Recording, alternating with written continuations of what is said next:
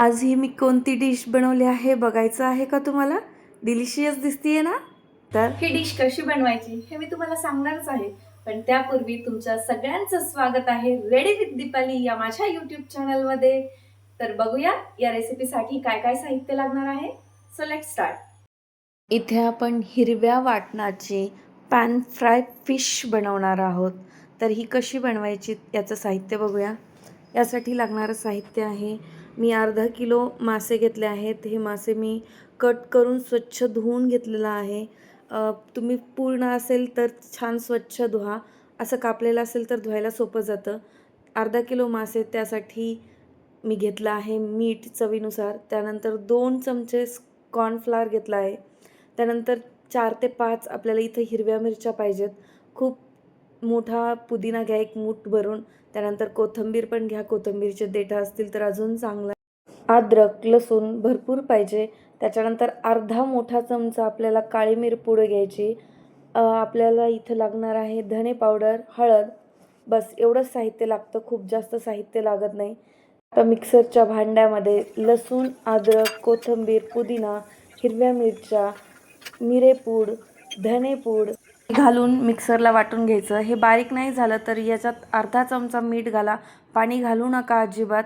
त्यानंतर वाटून घ्यायचं आणि जे मासे आहेत त्याच्यामध्ये देखील अर्धा चमचा मीठ आणि अर्धा छोटा चमचा मी हळद घातली आहे.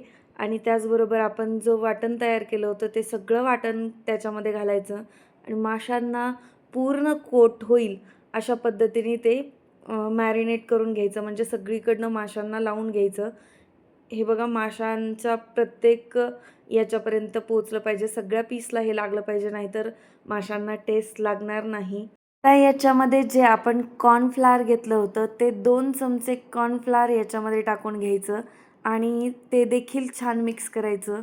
कॉर्नफ्लॉवर आपण का वापरतो तर ते जे वाटण आहे ते घट्ट त्याला लागावं म्हणून, थोडंसं थिकनेस यावी म्हणून. जर तुम्हाला तुमच्याकडे कॉर्नफ्लॉवर नसेल तर तुम्ही 2 चमचे आपलं बेसन पीठ घालू शकता याच्यामध्ये, काहीच अडचण नाही आहे. बेसन पीठ घातलं तरी ते छान मसाला जो आहे तो त्याला चिकटतो.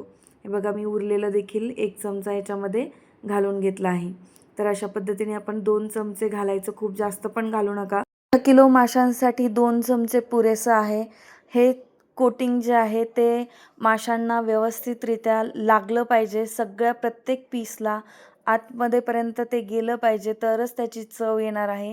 कारण आपण याच्यामध्ये एवढंच वापरत आहोत, पण याची चव भारी लागते जर छान मॅरिनेट झालं तर.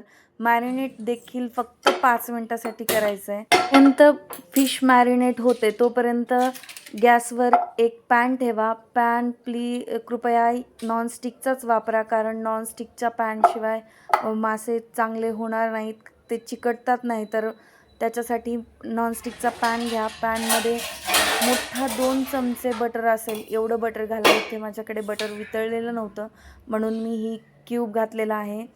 तर मोठे 2 चमचे तुमच्याकडे बटर असेल बटर घाला आणि त्याच्यामध्ये आपल्याला बटरला थोडंसं वितळू द्यायचं आहे आणि त्याच्यामध्ये थोडं तेल घाला, एखादा चमचा. तेल का घालायचं तर ही एक छोटीशी टीप आहे, ती तुम्ही लक्षात ठेवा. बटर लवकर जळतं, जर तेल घातलं तर ते जळत नाही लवकर, म्हणून आपण याच्यामध्ये बटर घालणार आहोत.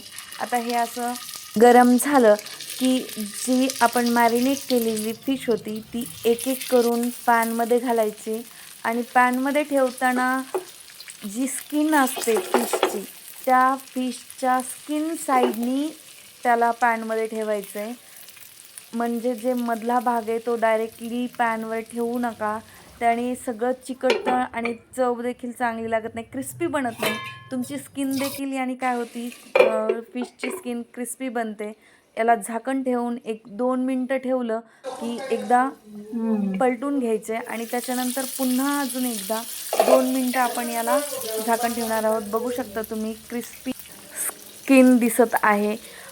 जास्त वेळ लागत नाही फिशला. फिश शिजण्यासाठी अगदी 5 ते 7 मिनटं पुरेसे आहेत.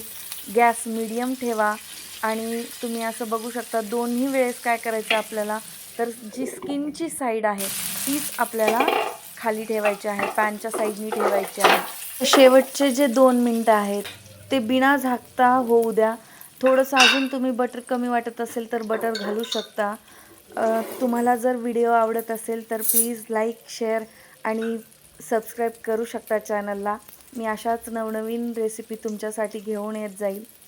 तर ह्याच्यानंतर म्हणजे आपल्याला सगळं फिश तयार करण्यासाठी म्हणजे आपण गॅसवर जेव्हापासून ठेवलं आहे ते बनवण्यासाठी फक्त 6 ते 7 मिनटं लागतात आणि आपली फिश रेडी होते. शिजायला जास्त वेळ लागत नाही आणि जास्त शिजवू देखील नका.